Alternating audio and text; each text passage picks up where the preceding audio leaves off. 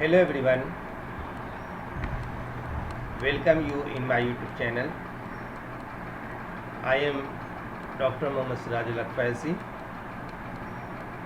Today in this video I am going to talk about solids, and these solids related to water pollutions.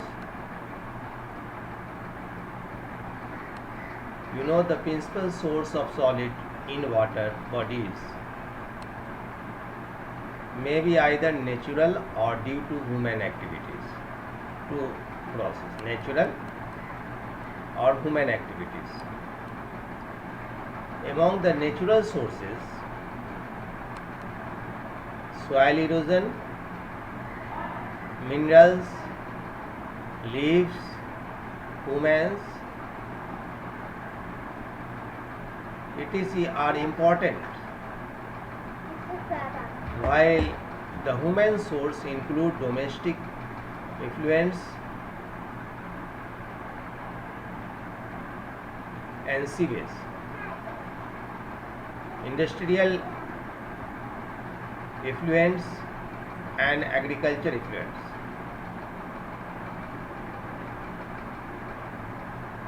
The solid in the waste in the water bodies are present in all three states: soluble, suspended,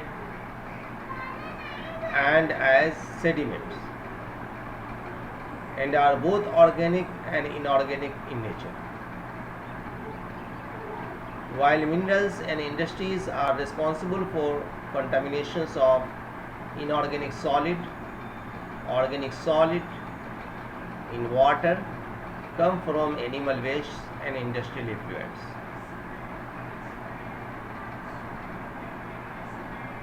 In India, like Delhi, Kanpur, Mumbai, Calcutta, most of the garbage is dumped into nearby ponds or rivers. Not this city, every city is like that. The total solid quantify all the solid, organic and inorganic, suspended and dissolve in water. When present in excess, they create imbalance for the aquatic life for various reasons. According to Hart et al., excessive total solid present in water cause imbalance of osmotic regulations and suffocations even in the presence of high dissolved oxygens. Water clarity is affected by sediments, chemicals, and the abundance of plankton organisms, and is useful measure of water quality and water pollutions. Friend, you know, rivers and lakes that have clear water and low biological productivity are said to be oligotrophic. Oligo means little, plus trophic means nutritious. By contrast, eutrophic, well nourished water are rich in organism and organic materials. Eutrophications, an increase in nutrients levels and biological productivity, often accompanies successional changes in lakes, tributary stream filling in sediments and nutrients that stimulates plants growth. Human activities can greatly accelerate eutrophications, an effect called cultural eutrophications. Cultural eutrophication is mainly caused by increased nutrients input into a water body. However, eutrophications produces blooms of algae or thick growth of aquatic plants stimulated by elevated phosphorus or nitrogen levels.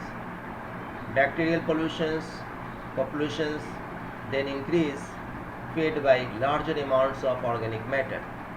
The water often becomes cloudy or turbid and has unpleasant taste and odors. Cultural eutrophications can accelerate the aging of a water bodies enormously over natural rates.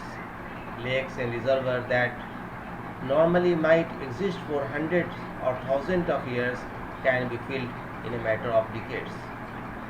So friends, hope this video will be helpful to you. If you like this video, please subscribe my channel, and thanks for watching.